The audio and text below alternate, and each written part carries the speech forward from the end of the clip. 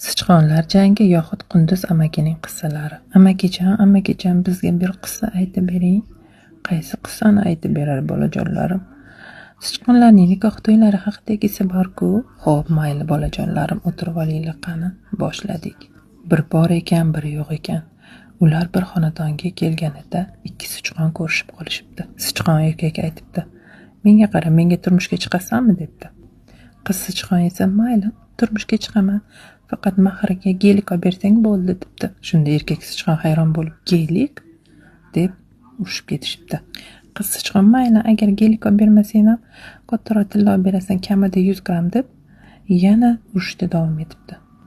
"Mana senga 100 gram tilla. Tilla ham olib bermayman, gelik ham olib bermayman. Mahriga putimni beraman" debdi keyin erkak sichqon. Qiz sichqon aytibdiki: "Voy, boya уже puvitini berib bo'lgan eding, qopqondan sira ololmading-ku" debdi. Va urushishda davom etib ketishibdi. Shunda erkak sichqon: "Namuncha kuching ko'p, nima qilgansan? Energetik ichib olganmisan, 18+ debdi. Qiz sichqon bo'lsa: "Voy, nima deyapsan? Herbalife choyini ichib olganman" debdi damlab. "Ha, bo'pti, yur.